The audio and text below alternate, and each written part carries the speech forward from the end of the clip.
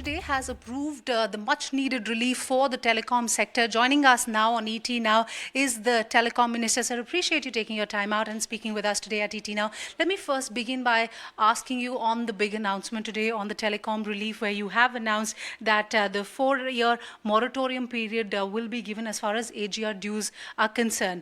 The big question that many experts are asking is that at the end of the day, you will have to pay these dues to the government.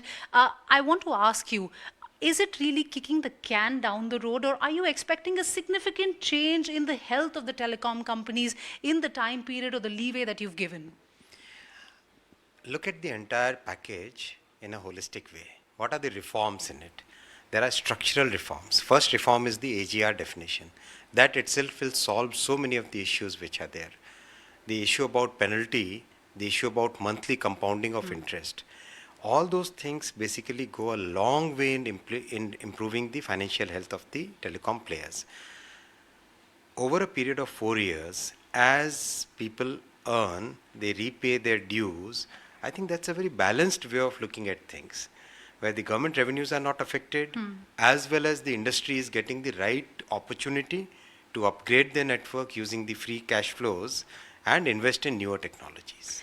So, again, I'll ask, are you expecting a significant change in the health of these telecom companies? Because, in the last couple of months, we have seen how Vodafone Idea was under a severe stress, so much so that Kumar Mangalam Birla himself had to, ask the government to look at certain measures, even decided to tell the government that he's wanting to give up his stake as well. So, are you expecting a significant change in the health of Yes. these companies as well? I am expecting, and the industry itself is also very sure that with this kind of reforms, which is people are calling it path breaking, but with this kind of reforms, the financial health of all the existing telecom players will improve significantly, and hopefully more players may also join.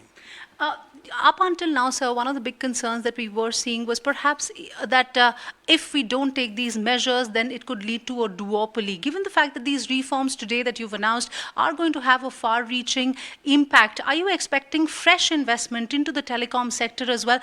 Perhaps an opportunity that we may look at more than three players? Definitely, this set of reforms, which has been approved by the Prime Minister in his cabinet meeting today, will go a long way in maintaining healthy competition. Will definitely ensure that more and more investment comes in. Things are easing out. I'm sure more investment will come in, which will lead to more employment and better services for the people. I also have to ask you, sir, besides, of course, rationalizing the AGR payments and certain, other rationalization in terms of interests and much more, you have also announced the extension of spectrum life beyond 20 years to 30 years. What are going to be the larger revenue implications for the government for a move like this? Spectrum increasing the life from 20 years to 30 years was a long pending demand, and the logic behind that is very simple. Technology has to be planned thoroughly. We have to have a roadmap. Industry needs a roadmap so that they can decide the infrastructure, they can decide the technology, they can decide what level of services to be given. So for all that, 20 years to 30 years was very important. There won't be any impact on government revenues. So, having said that, sir, I also want to ask you on one of the other announcements today that you made in terms of conversion of the current debt into equity for some of these telecom companies at the end of 4 years. Talk to us about how this is really going to happen. Who will be the one, in terms of which body in the government will be taking this call at the end of the 4-year period? 4 years is a long enough period for any company to come out of any financial crisis.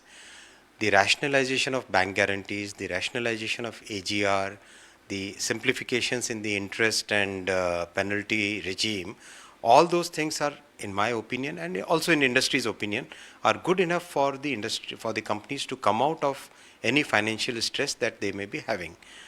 From that point onwards, even if after this 4-year period, if there is a stress left, then 1 year's installment can be converted into equity. It's at option of the government, and that decision will be taken after considering the situation at that point of time. But we wanted that the package should be complete, everything should be thoroughly thought through, so that tomorrow we should not go out and say that no, that point was not thought through. Is it too little, too late? Absolutely not. This is absolutely in time, and I'm sure with this kind of reform and with this kind of thought process, the industry will survive, it will grow, it will thrive. But do you, because a lot of, I'll tell you the reason that I asked that question, because a lot of these reforms that have been announced are prospective in nature. Do you think perhaps if we would have done something retrospectively, a little ahead, in terms of these announcements, then the kind of pain that we've seen in the last few months, that wouldn't really have been We there? have to look at the entire context, right? There's a Supreme Court judgment. Right. We have to respect the honorable judges' pronouncements and the orders and judgments. We have to look at everything holistically, then only we can come up with a solution, right?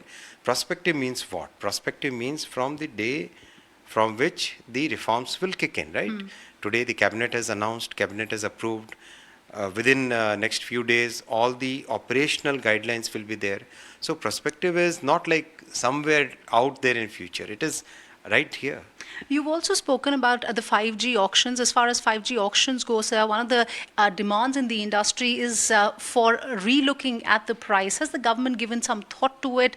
Will we look at perhaps reducing the price, which is a demand of the industry at the moment for the 5G TRAI auctions? is working on it. TRAI is working on it. The real stakeholder here is the regulator, TRAI.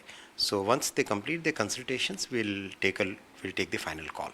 Okay, sir. Thank you very much for taking your time out and speaking with us. Thank you very much.